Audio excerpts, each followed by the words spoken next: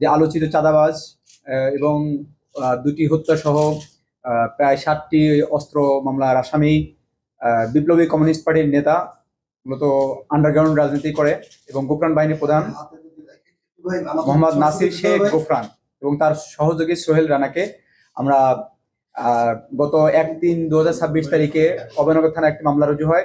এই মামলার তদন্ত করতে যে আমরা এই মামলার সাথে তাকে সম্পৃক্ততা পাই। পরবর্তীতে গতকালকে ডিবি পুলিশ তাকে খুলনা জেলার রূপসা থানাধীন জাবুসা এলাকা থেকে গ্রেফতার করে।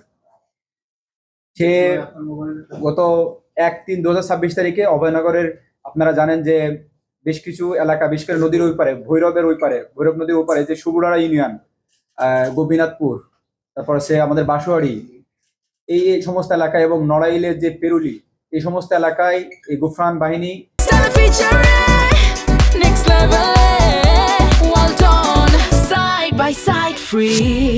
তারা বিভিন্ন জায়গায় মানুষকে জিম্মি করে তারা চাঁদা সন্ত্রাসীমূলক কার্যক্রম করে।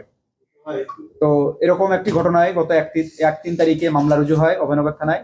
যে একজন ভুক্তভোগী, তার কাছ থেকে তারা 5 লক্ষ টাকা চাঁদা চায়। সে যখন চাঁদা দিতে অস্বীকৃতি জ্ঞাপন করে, তখন তার বাড়িতে এসে তারা অস্ত্র শস্ত্র দেখিয়ে, ভয়ভীতি দেখিয়ে তার বাড়ির যে ড্রয়ার ছিল, ড্রয়ার থেকে 20,000 নগদ টাকা, আর একটি R15 ইয়ামা R15, আপনারা জানেন যে একটি দামি একটি মোটরসাইকেল, সেই মোটরসাইকেল নিয়ে যায়। তার একটি HP ল্যাপটপ যেটির দাম প্রায় 1 লক্ষ টাকা, তার কাছ থেকে একটি V29 একটি মোবাইল, এই মোবাইল এগুলো তারা তার কাছ থেকে জোরপূর্বক ছিনতাই করে নিয়ে যায় এবং সে তাদেরকে হুমকি দেয় যে তার যে দাবিকৃত যে টাকা সেটি যদি না দেওয়া হয় তাদের বিরুদ্ধে সে আরো গুরুতর কার্যক্রম করবে।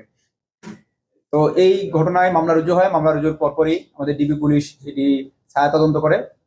তদন্তের প্রেক্ষাপটে জানতে পারে যে এটি গোফরান বাহিনীর কাজ এবং গোফরান বাহিনীর প্রধান গোফরান তার নেতৃত্বে এই ঘটনা ঘটে।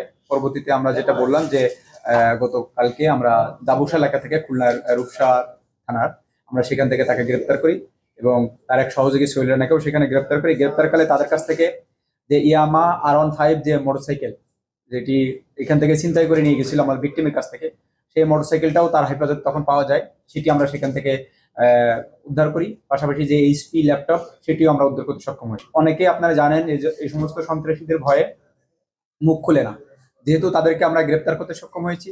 যদি আর কারো এরকম অভিযোগ থাকে তাদের বিরুদ্ধে, তাহলে সেই অভিযোগগুলো যদি আমাদের নজরে আসে, আমরা সেই অভিযোগগুলো তদন্ত করে যদি তাদের সম্পৃক্ততা পাই, তাদের বিরুদ্ধে দৃষ্টান্তমূলক আইনানুগ ব্যবস্থা গ্রহণ করা সম্ভব হবে।